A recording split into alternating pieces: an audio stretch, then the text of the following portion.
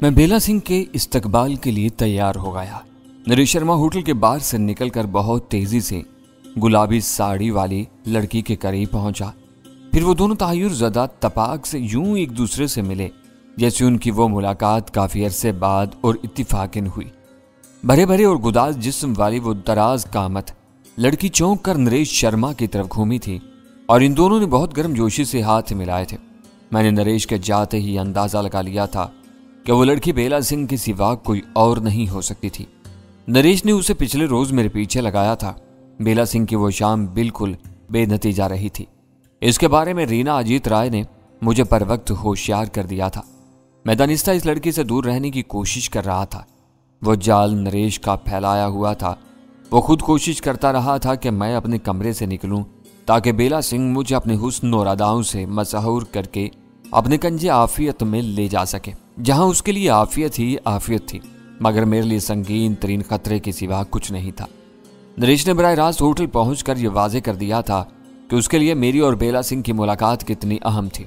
यह अलबत्ता उसके गुमान में भी नहीं आ सका था कि मैं रीना की हमदर्दियां जीतने में कामयाब हो चुका था और राह की बहकाई हुई उससे लड़की ने कबल अज वक्त मुझे नरेश और बेला सिंह के खेल से आगाह कर दिया था। वो दोनों राह के तजर्बेकार एजेंट थे। बेला सिंह शायद ज्यादा पुरानी न रही हो, मगर नरेश एक खराट सीक्रेट एजेंट था। वो ये बात फरामोश कर ही नहीं सकता था कि मैं बार की शीशे की दीवार से उसकी और बेला की तरफ देख रहा हूँगा। इनके दरमियान सब कुछ तय था। इन्होंने अपने अपने अंदाज में बेसाख्तगी से मुझे ये बावर कराने की कोशिश की थी कि उनके दरमियान होने वाली वो मुलाकात पहले से तयशुदा नहीं थी। मेरे लिए वो सब बहुत तशवीशनाक था, मगर फिर भी मैं उनकी अदाकारी पर अपने दिल ही दिल में हंसे बगैर नहीं रह सका। इस दौरान मेरे नज़दीक एक ही पैमाना बाकी रह गया था। अगर वो लड़की बेला सिंह थी तो वो ड्रामा मुझे फांसने के लिए तरतीब दिया गया था। वो दोनों चंद सानियों तक होटल की रोशन और कुशादा राहदारी में खड़े हंस हंस कर बेतकल्लुफी से बातें करते रहे। फिर शायद नरेश शर्मा की दावत पर वो लड़की उसके साथ मेरी तरफ चलती। नरेश ने बेतकल्लुफी से अपना बाजू उसके गिर्द हमाइल कर दिया था। एक दूसरे से यूं ही जुड़े हुए वो बार में दाखिल हुए तो तकरीबन सारे ही रिंदों की निगाहें उनकी तरफ उठ गईं। बेला सिंह बिलाशुबा बहुत हसीन लड़की थी। कुदरत ने उसे नैन नक्शे और मुतनासिब बदन से नवाजा था, जिसे उसने अपनी कोशिशों से बहुत दिल नवाज हदूद में रखा हुआ था। उसके बदन के नशीब फराज में कहीं भी कोई गैर जरूरी तजावुज नजर नहीं आ रहा था। कमर की आखिरी हद पर बंधी हुई साड़ी और सीने के बालाई हद पर कसे हुए नन्हे से ब्लाउज के दरमियान उसका पेट किसी शिकारी कुतिया की तरह बिल्कुल कमर से लगा हुआ था। ब्लाउज आस्तीनों से महरूम था और उसकी सडोल मरमरी बाहें चलते हुए बार बार साड़ी के पल्लू से उलझ रही थी। मगरिब में औरतों की बेलबासी या ज्यादा मोहतात अल्फाज में कम लिबासी फैशन का दर्जा रखती है। जिसके बदन पर जितना कम कपड़ा होता है वह उसी कदर आज़ाद ख्याल और मकबूल होता है। लेकिन नरेश के साथ बेला को गुलाबी साड़ी और ब्लाउज में देखकर मुझे सही मानों में अंदाजा होता था कि कोई औरत या लड़की अपने जौबन की नुमाइश पर तुल ही जाए तो गज़ों कपड़ा भी उसके बदन को पूरी तरह छुपाने के लिए नाकाफी होता है। मैंने नरेश से होने वाली बातों में उसे यह तासुर दिया था कि मैं राह के दफातर में अपने साथ पेश आने वाले हैबतनाक वाक़यात के नतीजे में ऐसे शदीद डिप्रेशन का शिकार हुआ था कि जिंदगी की किसी भी रंगीनी और तफरीह की तरफ दिल मायल नहीं हो रहा था। मगर उस लड़की का दिलकश सरापा और फिर उसके याकूती होंठों पर फैली हुई बेहिजाब मुस्कुराहट देखते ही मुझे फुरेरी सी आ गई थी। अगर रीना ने मुझे इसकी असलियत के बारे में पहले से न बताया होता तो नरेश को जरा सी भी मेहनत न करनी पड़ती और होटल के रूमानी माहौल में बेखबरी में इस लड़की का मैं शिकार हो जाता। वो एक अदा के साथ फर्श पर हलकोरे से लेती मेजों के दरमियान अपना रास्ता बनाती हुई नरेश के साथ मेरी मेज पर आ गई। मैंने बौखलाकर लेमन जूस का गिलास मेज पर रखा और बदहवासी का मुजाहिरा करता हुआ कुर्सी से उठ गया। मैंने इन दोनों पर यह जाहिर करने की कोशिश की थी कि इस लम्हे से पहले मैंने इन पर ज्यादा तवज्जो नहीं दी थी। मजर खान, इससे मिलो, ये मेरी दोस्त भगवत सिंह की बेटी बेला सिंह है। बहुत बेमुरव्वत और खुदसर लड़की है। आज महीनों बाद मेरी नजर इस पर न पड़ गई होती तो ये यहाँ से सीधी निकलती चली जाती। और ये मजर खान है मेरा दोस्त। बेला सिंह ने खिलखिलाते हुए अपना दाहिना हाथ मेरी तरफ बढ़ाया। औरत की पहल पर हाथ मिलाना हर मुआशरे में मर्द की मजबूरी बन जाता है। मैंने उस रीत पर अमल किया।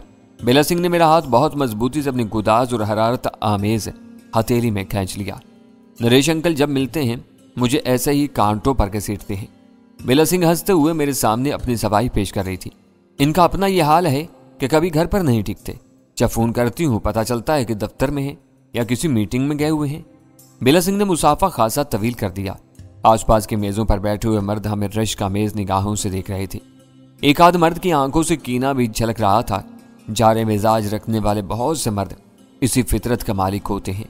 वो किसी खूबरू औरत को अपनी तरफ मुतवज्जा करने की अहलियत से महरूम होते हैं, लेकिन जब किसी हसीन औरत को किसी और मर्द के साथ बेतकल्लुफ होता देखते हैं तो अंदर ही अंदर जलने और कुड़ने लगते हैं। मेरे हाथ को कई पुरजोर और पुरजोश झटके देने के बाद बेला ने आज़ादी बख्शी और खाली कुर्सी पर बैठ गई। मजर खान खुशका है, बार में बैठकर लेमन जूस पी रहा है। ये बताओ कि तुम क्या पियोगी?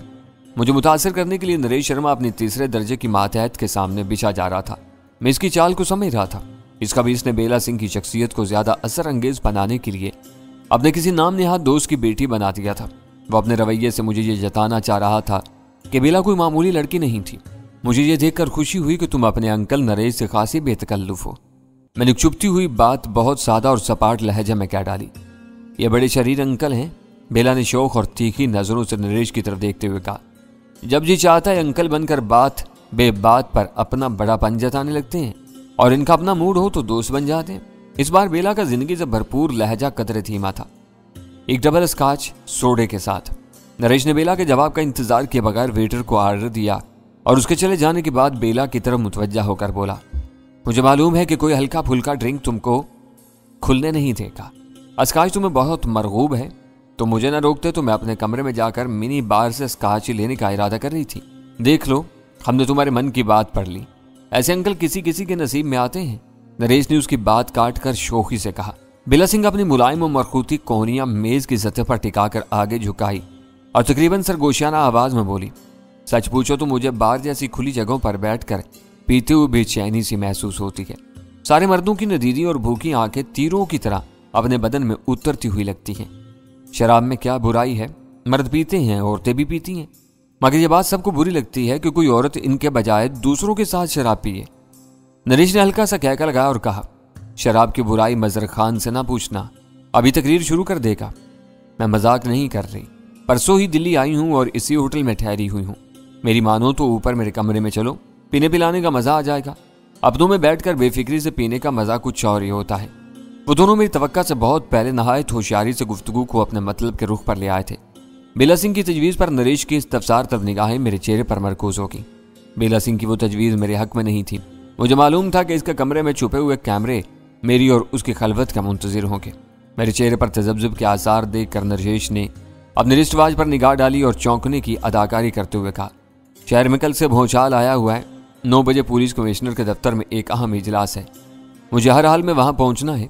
अब बताओ कि मैं बेमुरव्वत हूं या तुम बहुत ज्यादा मसरूफ आदमी हो?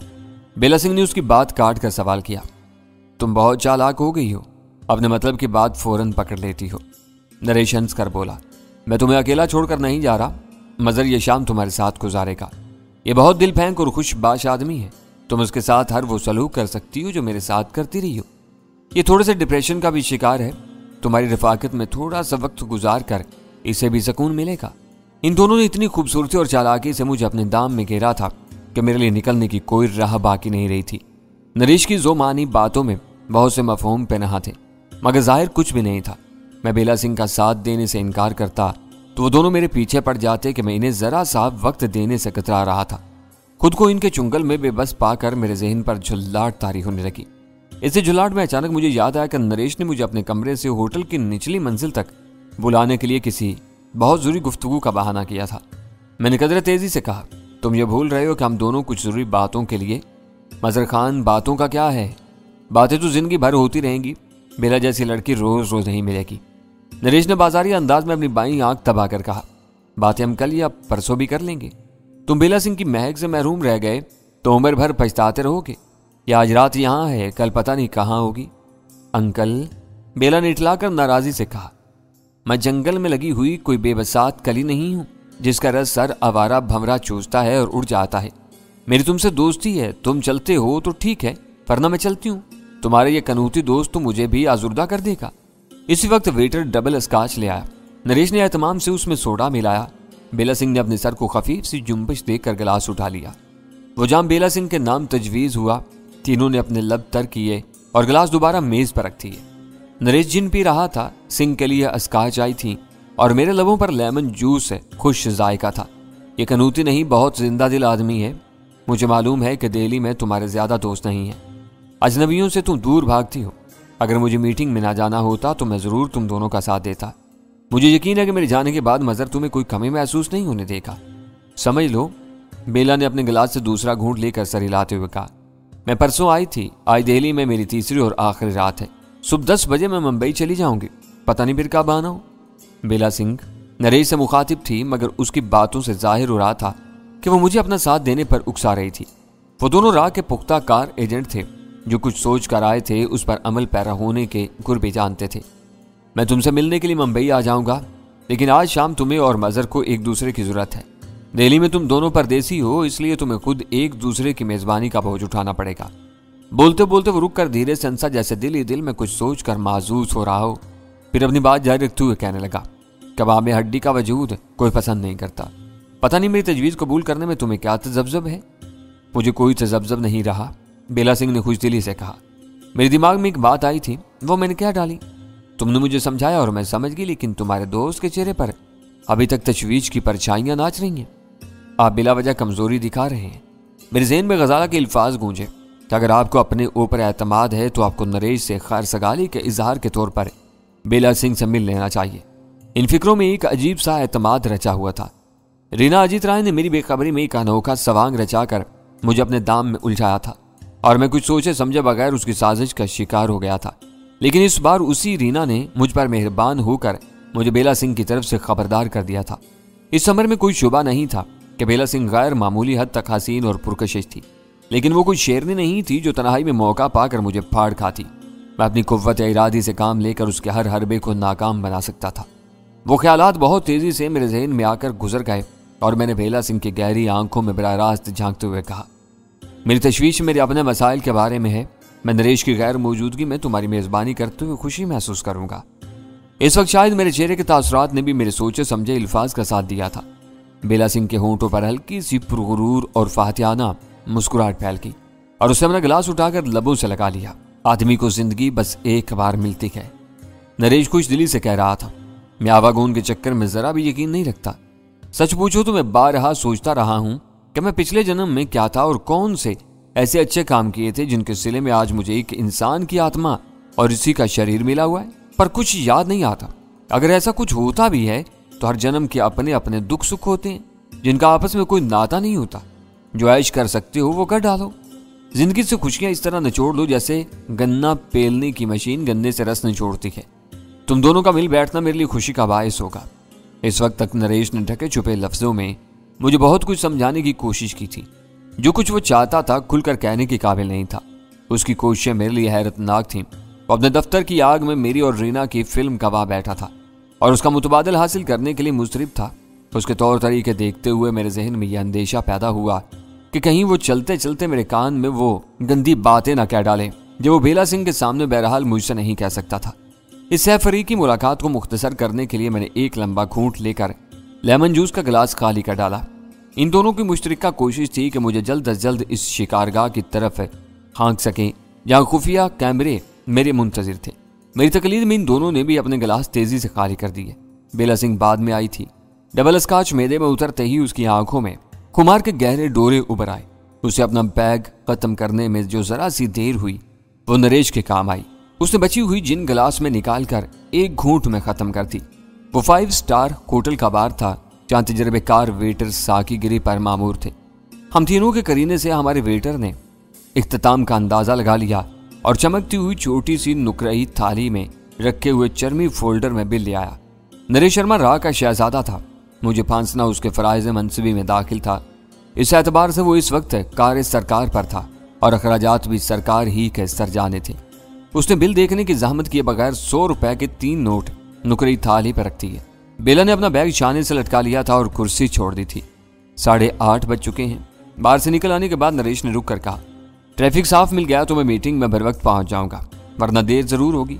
मैं तुम दोनों के लिए दुआ गो हूं। दोनों खुश रहो और एक दूसरे को खुश कर सको, मैं इजाजत चाहता हूं। उसने हम दोनों से हाथ मिलाया और उजरत में एक तरफ चल दिया। उसका रुख अकबी रास्ते की तरफ था।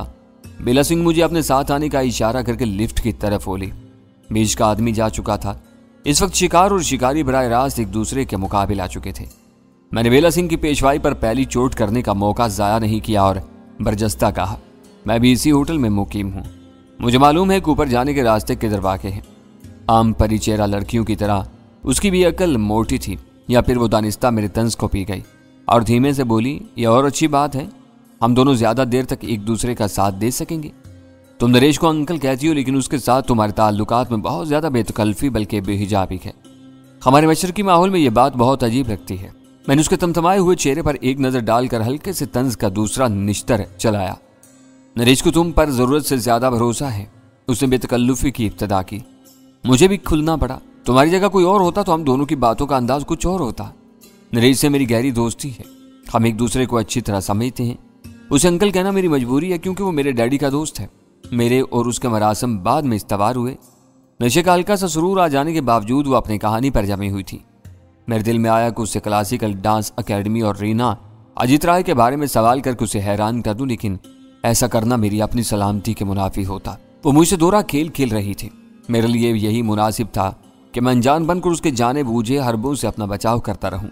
वो मुझे बेखबर समझकर मुझ पर अपने तरकिश के सारे तीर आजमाती रहे और आखिरकार नरेश शर्मा को अपनी नाकामी की खबर सुनाने पर मजबूर हो जाए। हम लिफ्ट में दाखिल हुए तो हमारे साथ मजीद 2 अफराद सवार हो गए। मतलूबा फ्लोर पर लिफ्ट रुकते ही बेला सिंह मतानस से बाहर निकल गई। यह बुरी बात है कि तुम शराब नहीं पीते, लेकिन अच्छी बात यह है कि तुम अच्छी लड़कियों के कदरदां हो, राहदारी तय करते हुए उसने कहा। यह तुमसे किसने कह दिया? नरेश ने मेरे सामने ऐसी कोई बात तो नहीं की थी। मैंने कदरे हैरत से जवाब दिया। तुमसे मुलाकात होने से पहले नरेश ने तुम्हारा गायबाना तारुफ करा दिया था। वह हंस कर बोली, देखने में तुम ऐसे कलाकार नहीं दिखाई देते। वो एक दरवाजे के सामने रुक गई। बैग में से चाबी निकालकर उसने कुफल खोला। अंदर दाखिल होते हुए मेरे बदन में सनसनाहट की हल्की सी लहर तोड़ गई। मुझे होटल के ऐसे ही कमरे में रीना के साथ गुजारे हुए वो लम्हात याद आ गए थे जो वीडियो टेप पर महफूज होकर नरेश शर्मा की तिजोरी में चले गए थे। मैंने बड़ी जान गुस्सल जद्दोजहद के बाद अपनी कजरवी के इस अटल सबूत को जाया किया था, जिसका मुतबादिल हासिल करने के लिए नरेश शर्मा ने बेला सिंह जैसी महविश को मेरे सामने ला डाला था। मुझे अंदाजा था कि वो इम्तिहान मेरे लिए सख्त साबित होने वाला था। नरेश ने बताया था कि तुम पाकिस्तानी और मुसलमान हो, इसीलिए शराब नहीं पीते। मुझे मुद्दत से किसी मुसलमान लड़के से दोस्ती का अरमान था। कमरे में पहुंचने के बाद वो गहरा सांस लेकर कह रही थी, आज नरेश की मीटिंग की वजह से मेरी यह हसरत पूरी हो जाएगी। बात सिर्फ दोस्ती की थी तो हम होटल के बार या रेस्तोरां में बैठकर भी यह मकसद हासिल कर सकते थे। कमरे में आने की क्या जरूरत थी? कमरे की अलग बात है। मुझे अपने बदन पर 6 गज की यह साड़ी बोझ लग रही थी। होटल के किसी भी हिस्से में इससे छुटकारा हासिल करना मुमकिन नहीं था।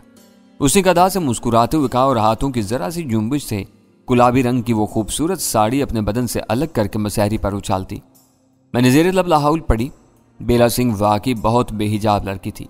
साड़ी के नीचे उसने उसी रंग का पेटी कोट पहना हुआ था, मगर उसकी वह हरकत हर एतबार से इखलाक और शाइस्तगी के मुनाफी थी। इन चंद लम्हों में वो मेरी नजरों में अपना रहा सा वकार भी खो बैठी। वो राह की तरबियत याफ्ता और पेशावर लड़की थी, मगर उसे अपने हुस्न जमाल पर जरूरत से ज्यादा घमंड था। वो मर्दों को रुझाने के जमालियाती फन से आगाह नहीं थी। अपने जिस्म की बेजान नुमाइश से हवस सदा अफराद के हवास को मख्तिल कर देने के अकलौते और घटिया तरीके में माहिर थी। यह तुम्हारा कमरा जरूर है, लेकिन अब इस हद से तजावुज न करना, मैंने जज्बात से आरी और सपाट आवाज में कहा। इतने बेहिजाब हुस्न से घिन आने लगती है। उसके होंठों से दावत अंगेज मुस्कुराहट यकायक गायब हो गई और तेवरी पर कई बल पड़ गए।